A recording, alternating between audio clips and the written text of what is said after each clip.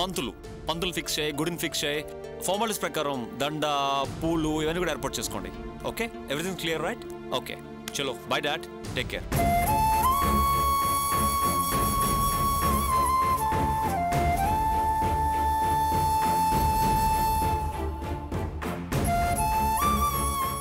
ఏంటి కావ్య, మల్లిక పెళ్లి విషయంలో వాడు చాలా సీరియస్గా ఉన్నట్టున్నాడు. వాడు అలా మాట్లాడుతుంటే నువ్వే మాట్లాడవేంటి? పోనీ నన్ను మాట్లాడమంటావా? వద్దు మావయ్య, ఈ సిచ్యువేషన్లో ఎవరూ ఏమీ మాట్లాడొద్దు. మాట్లాడితే మల్లికను పెళ్లి చేసుకోరు. అందుకే నేను కామ్గా ఉండిపోయాను. అలా ఊరుకుంటే మీ అత్తయ్య చూసిన అమ్మాయినే వాడు పెళ్లి చేసుకోవాల్సి వస్తుంది. అదే జరిగితే నువ్వు నష్టపోతావమ్మా. అప్పుడు నువ్వు ఈ ఇంట్లో నుంచి వెళ్ళిపోవాల్సి వస్తుంది.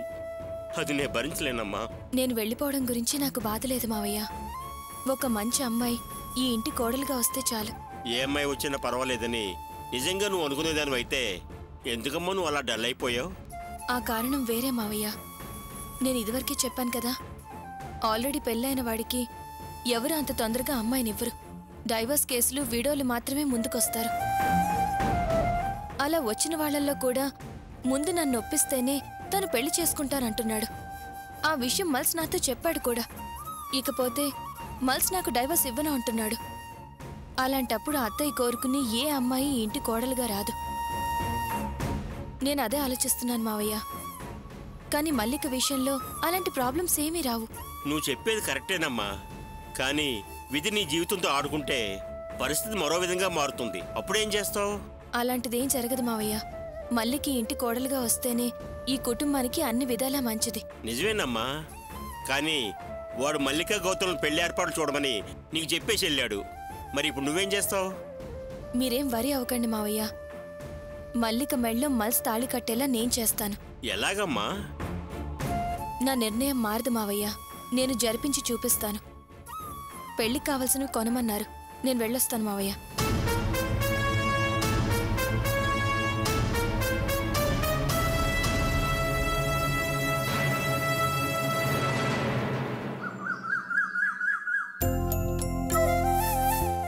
ఒరే బావా, నిన్ను ఇలా చూస్తుంటే ఎంతో సంతోషంగా ఉందిరా. చాలా గొప్పగా ఫీల్ అవుతున్నానరా. నీకు షెడ్ లేదని, ఆఫీస్ లేదని, ఇదిగో ఈ విజిటింగ్ కార్డు లేదని ఎంత చులకనగా చూశారా. కానీ నీకు ఈరోజు అన్నీ వచ్చేసారా. ఎరా, నేనంత హ్యాపీగా గొప్పగా ఫీల్ అయ్యి మాట్లాడుతూ ఉంటే నువ్వేంట్రా ఇంత దిగులుగా ఉన్నావు? ఎంతో బాగా పూజ చేసి షెడ్ ఓపెన్ చేసాంరా. కానీ ఇంతవరకు ఒక్క బండి కూడా అమ్మకానికి రాలేదురా. అదే నీ టెన్షను. రేయ్, మొదటి రోజునే పని వచ్చేస్తుందంట్రా. నీ పనితనానికి, నా చెల్లెమ్మ అర్చన రాశి ఫలానికి ఖచ్చితంగా పైకొస్తావురా.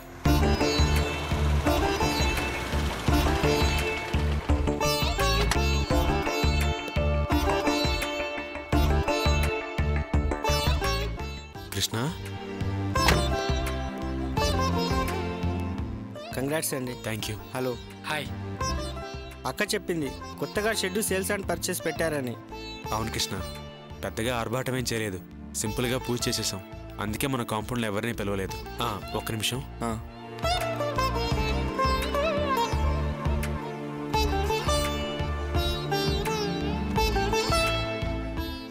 స్వీట్ తీసుకో. థ్యాంక్ యూ అండి. కృష్ణ, ఈ కార్ ఎవరిది?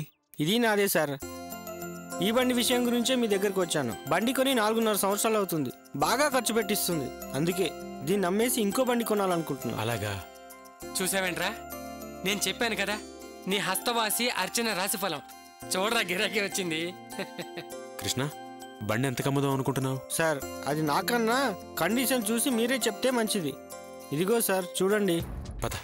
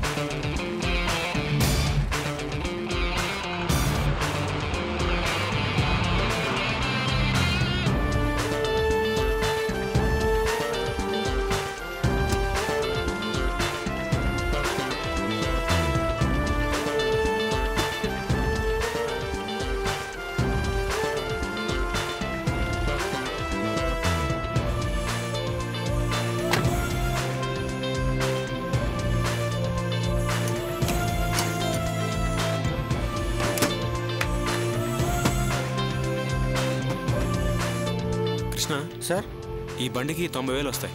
ఓకే సార్, పర్వాలేదు. నాకు ఇంకో బండి కూడా కావాలి, చూసి పెట్టండి. ఇది రేటుకి ఇంకో బండి రాదు. నీకు ఇంకో బండి కావాలంటే 1,50,000 దాకా అవుతుంది. అలాగే చూడండి సార్, పర్వాలేదు. నేను ఊళ్ళో ఆల్రెడీ చీటీ వేశాను, అది పాడి క్యాష్ చేస్తాను. మీరు బండి రెడీ చేయండి. సరే అయితే దీని కాగితాలన్నీ కరెక్ట్గా ఉన్నాయి కానీ అన్నీ పక్కగా ఉన్నాయి సార్. పార్టీ దొరికాక నీకు చెప్తానులే. సరే సార్, వస్తాను. వస్తాను. అలాగే బావా రారా. పద. ఇక్కడ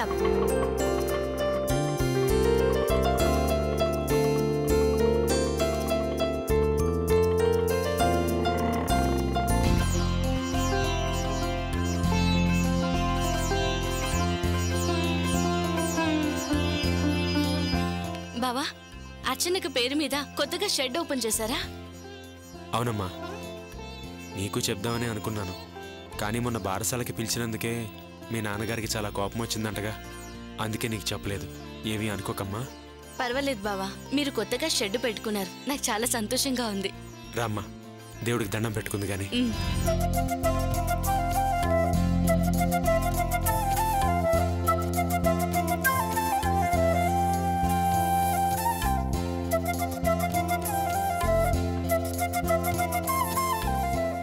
తీసుకోమ్మా.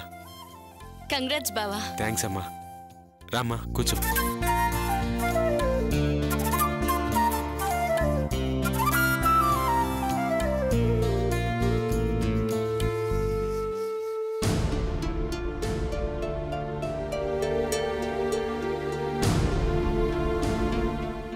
ఏమా, వాసు గురించి ఏమైనా తెలిసిందా?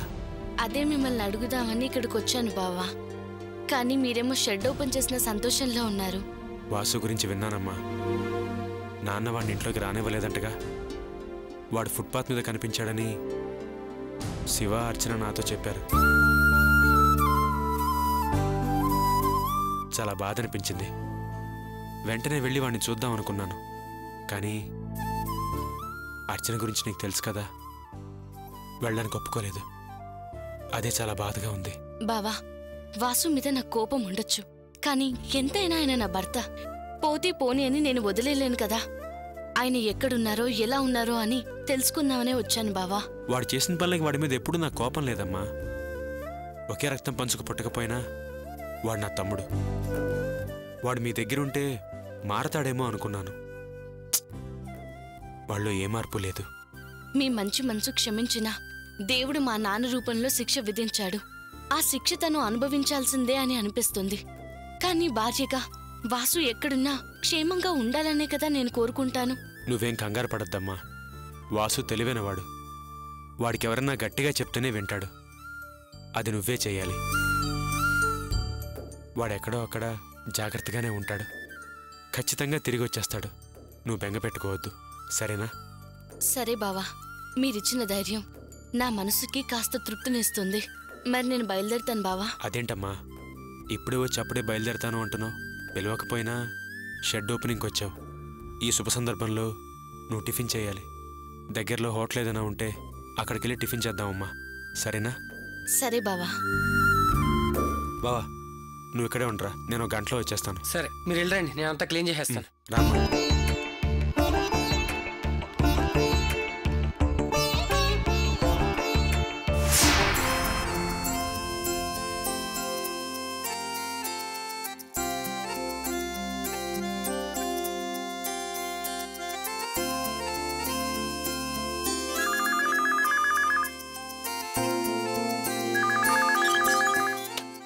హలో సార్, మిమ్మల్ని కలవడానికి మీ మావయ్య నారాయణ గారు వచ్చారు సార్.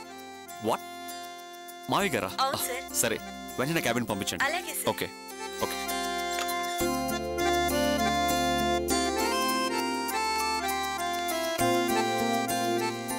అల్లుడు గారు. మావయ్య రండి, కూర్చోండి. What a surprise. కూర్చోండి. ఏం తీసుకుంటారు? Tea, coffee, juice, anything? వద్దల్లుడు గారు. చెప్పండి అంకుల్, ఏంటిది ఇంత సడన్గా వచ్చారు? Anything special? ఏంటల్లుడు గారు ఇది? ఇలాంటి సమయంలో రెస్ట్ తీసుకోకుండా ఇలా ఆఫీస్కి వచ్చి పనిచేస్తూ రిస్క్ తీసుకోవడం అవసరమా? వాట్ అంకుల్, రిస్క్ తీసుకోపోతే అచీవ్మెంట్స్ ఎలా రీచ్ అవుతాం చెప్పండి? Last year AP top 5 business మెన్లో నేను ఒక్కడిని. ఇంత రిస్క్ తీసుకుని హార్డ్ వర్క్ చేయకపోతే ఆ పొజిషన్లో ఉంటానని చెప్పండి. చెప్పేది వింటుంటే ఆనందంగానే ఉంది, కానీ ఆరోగ్యం కూడా ముఖ్యమే కదా. శక్తి ఉంటేనే ఎక్కువ కాలం పనిచేయగలం. ఇట్స్ ఓకే అంకుల్, ఇది సంపాదించే వయసు. నేను ఇప్పుడు పరిగెత్తి సంపాదించగలిగితేనే మీ వయసుకు వచ్చేసరికి హ్యాపీగా అనుభవించగలం. కాదనానండి, కానీ ఇప్పుడు మీరున్న పరిస్థితుల్లో అంత స్పీడ్ పనికిరాదు కదా. What's wrong with me uncle? I'm perfect, mister perfect లాగా పర్ఫెక్ట్ గా ఉన్నాను. నాకేమైంది ఇప్పుడు? అల్లుడిగా మామగారికి చెప్పకూడని విషయం కాబట్టి దాచే ప్రయత్నం చేస్తున్నారు. చూడండి, రాకూడనిది వచ్చింది, సర్దుకుపోవాలి. ఇంతకీ ఆపరేషన్ డేట్ ఎప్పుడు ఫిక్స్ చేశారు? Operation? What uncle, what are you talking? నాకు అసలు ఏం అర్థం కావట్లేదు. నాకు కొంచెం అర్థం చెప్పండి. ఆపరేషన్ ఏంటి, ఎవరికి? ఎందుకండి అన్నీ తెలిసి కూడా తెలియనట్లు మాట్లాడతారు? నాతో మాట్లాడటానికి ఇబ్బంది ఎందుకు? మీ మీదున్న ప్రేమాభిమానాలతోనే కదా నేను మీతో మాట్లాడడానికి వచ్చింది. ప్రాణానికే ప్రమాదం అన్నంత లెవెల్లో కావ్య చెప్పింది. వాట్? ప్రాణాలకు ప్రమాదం అని కావ్య అందా? అసలు ఎవరు ప్రాణాల గురించి మాట్లాడుతున్నారు మీరు? అవునల్లుడు గారు, మీ లోపం సరిదిద్దడానికి ఫారిన్ నుంచి డాక్టర్లు వచ్చారని, వాళ్ళ దగ్గర మీరు అపాయింట్మెంట్ తీసుకున్నారని, నేను వరలక్ష్మి ఓకే అంటేనే మీరు ఆపరేషన్ చేయించుకుంటానన్నారని కావ్య చెప్పింది కదా. ముందు మాకు ఈ ఆపరేషన్ వద్దనే అనిపించింది, కానీ డాక్టర్స్ ఏమో 95% ఏ రిస్కు లేదన్నారని తెలిసి భయపడటం ఎందుకులే అని మీరు ఫోన్ చేసినప్పుడు ఆపరేషన్కి మేము సరేనన్నాం. ఓ, కావ్య మీకు ఇలాంటి కారణం చెప్పిందా? నేను ఫోన్ చేసి అడిగినప్పుడు మీరు ఓకే చెప్పింది ఎందుకా? సారీ. ఓ, మీరు ఆ విషయం గురించి మాట్లాడుతున్నారు అంకుల్. అవునల్లుడు గారు, డాక్టర్స్ ఎంత రిస్క్ లేదన్నా ఆ 5% రిస్క్ మాత్రం ఎందుకు తీసుకోవాలి? పిల్లలు లేకపోతే ఏమి? మీరే ఒకరికొకరు బ్రతకొచ్చని చెప్పి వెళదామని వచ్చాను. ఆపరేషన్లో ఏదైనా ఇబ్బంది జరిగితే కావ్య జీవితం ఏం కావాలి? జీవితాంతం మీరు ఒకరికొకరు తోడుగా ఉండాలి. అది చెప్పటానికే వచ్చాను అల్లుడు గారు. అంకుల్, డాక్టర్ ఇంకా ఆపరేషన్ ఫిక్స్ చేయలేదు. ఎనీవే, నాకు ఆపరేషన్ ఇష్టం లేదు. మంచిది అల్లుడు గారు. ఇంకో విషయం గుర్తుంచుకోండి, నేను ఇక్కడికి వచ్చి వెళ్ళిన విషయం కావ్యతో చెప్పకండి. ఎందుకంటే నేను వరలక్ష్మి ఆపరేషన్ గురించి భయపడ్డామని తెలిస్తే తను భయపడుతుంది. నో ప్రాబ్లం అంకుల్, నేను విషయం రహస్యంగా ఉంచుతాను. మంచిది అల్లుడు గారు. మరి నేను బయలుదేరుతానండి. Okay uncle, take care. సరే అంకుల్, వస్తానండి. మంచిది.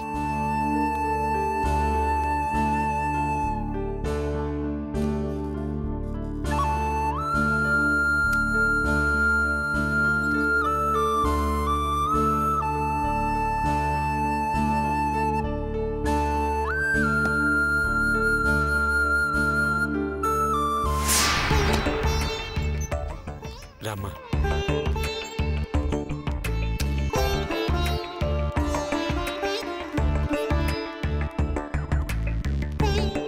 కూర్చోమ్మా.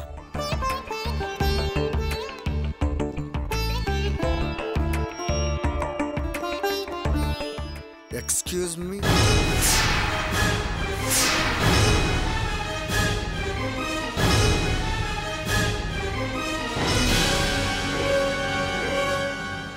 వాసు,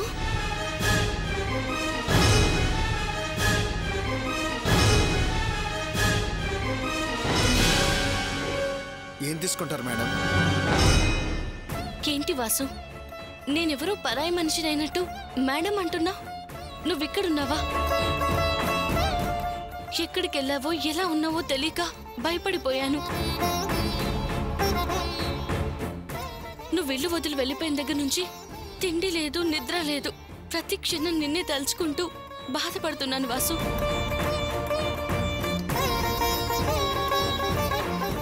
నీ ఆచూకీ కోసమే బావ దగ్గరకు వచ్చి జరిగిందంతా బావకి చెప్పి నిన్ను వెతికి తీసుకురమ్మని బావని బతిలాడుకుందామని వచ్చాను. ఈ విషయం తెలిసిన దగ్గర నుంచి బావ కూడా చాలా బాధపడుతున్నారు. మేము నీ గురించి చాలా దిగులు పడుతున్నాం. నువ్వు ఇక్కడ కనిపించగానే నా ప్రాణం లేచొచ్చింది. ఆ దేవుడికి థ్యాంక్స్ చెప్పుకుంటున్నాను. ఎలా ఉన్నావు వాసు? బాగున్నావా? చూడండి, నేను ఆర్డర్ అడగడానికి వచ్చాను. అనవసరంగా ఏవేవో మాట్లాడతారు ఎందుకు మేడం? సార్, మేడం గారు ఆర్డర్ ఇచ్చేటట్లు లేరు. మీరేనే చెప్పండి, ఏం తీసుకురమ్మంటారు? వాసు, నువ్వు నాతో మాట్లాడవా? ఎందుకలా తెలియని వాళ్ళతో మాట్లాడినట్టు మాట్లాడుతున్నావు? న్యాయంగా ఆలోచిస్తే మేము నీ మీద కోపం ప్రదర్శించాలి. అయినా ఇల్లొదిలి వెళ్ళావని నీ మీద ప్రేమతో ఎలా ఉన్నావంటే మాట్లాడవే. ఏం తప్పు చేశానని నన్ను అవాయిడ్ చేస్తున్నావు? దయచేసి నా పరిస్థితి అర్థం చేసుకో వాసు, ప్లీజ్. చూడండి మేడం, మీరు ఆర్డర్ ఇస్తేనే నేను సప్లై చేయగలను. ముందు మీరు అది అర్థం చేసుకుని ఆర్డర్ ఇవ్వండి. ఏం కావాలో చెప్పండి మేడం. మేడం, చెప్తే చెప్పండి, లేకపోతే మానేయండి. వాసు ప్లీజ్, ఎందుకు ఇలా బిహేవ్ చేస్తున్నావు? ఎందుకు నన్ను అవాయిడ్ చేస్తున్నావు? మాట్లాడు వాసు. ఏంటయ్యా కస్టమర్తో గొడవ? నేనేం గొడవ చేయటం లేదు సార్. వీళ్ళే ఎన్నిసార్లు అడిగినా ఆర్డర్ ఇవ్వటం లేదు. అందుకే నేను పక్క టేబుల్కి వెళ్తున్నా. ఈవిడ నన్ను వెళ్లకుండా ఆపుతున్నారు. మేడం, ఆర్డర్ చెప్పడానికి ప్రాబ్లం ఏంటి? ఎందుకు ఇంత గొడవ చేస్తున్నారు? నేనేం గొడవ చేయట్లేదు సార్. ఈయన నేనెవరో తెలియనట్టు బిహేవ్ చేస్తున్నారు. కానీ నేను ఈయన భార్యని. ఏంటి మేడం అంటున్నారు? అవును సార్, వీరు నా భర్త, వీరు ఈయన అన్నయ్య. కానీ ఈయన మమ్మల్ని చూసి కూడా తెలియని వారిని అన్నట్టు సార్ మేడం అని అంటున్నారు. ఏంటయ్యా వాసు, మేడం చెప్పేదంతా నిజమేనా? సార్, వీరెవరో నాకు తెలియదు. నేను ఒక అనాథని.